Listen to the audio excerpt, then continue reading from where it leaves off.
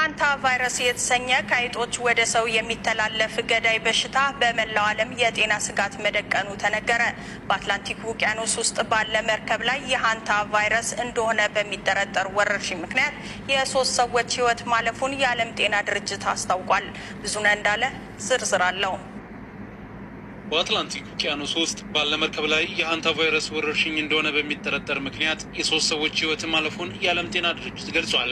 አንድ የተረጋገጠና 5 የተጠረጠሩ ሰዎች መኖራቸውን ይፋ ያደረገው ተቋሙ አንድ የ69 ዓመት የዩናይትድ ኪንግደም ዜጋም በደቡብ አፍሪካ ጆሃንስበርግ ውስጥ እንክብካቤ የተደረገላቸው መሆኑንና ቫይረሱ እንዳለባቸው የአካባቢው ባለስልጣናት ተናግረዋል።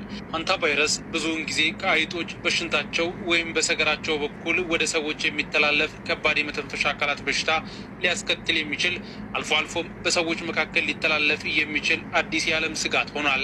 የዩናይትድ ኪንግደም የውጭ ጉዳይ ሚኒስቴር ሪፖርቶችን እየተከታተሉ መሆኑንና የብሪታንያ ዜጎችን ለመደገፍ ዝግጁ መሆኑን ተናግረዋል። ወረርሽኙ ከአርጀንቲና ወደ ኬፕ ቨርዴ በሚጓዝ ኤምቪ ሃንዲየስ በተሰኘ መርከብ ላይ መከሰቱም ተዘግቧል።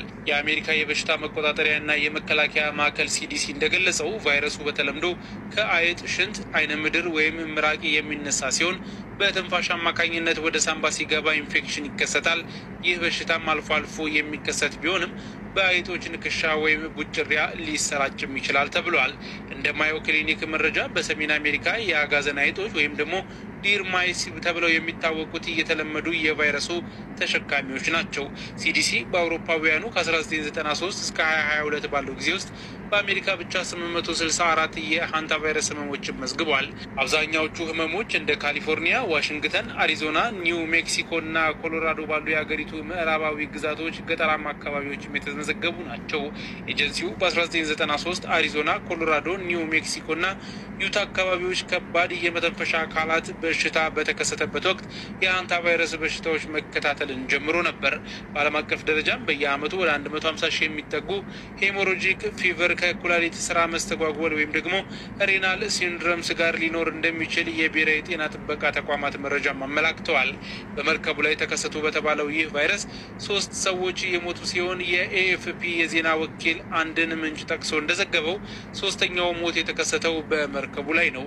ስማቸው እንዳይጠቀስ የፈለጉ ምንጩ አክለውም ሌሎች 2 የታመሙ ተሳፋሪዎች በኬፕ ቨርዴ ሆስፒታል ተለይተው እንዲቆዩ ለማድረግ ውይይት እየተደረገ ነው ብለዋል።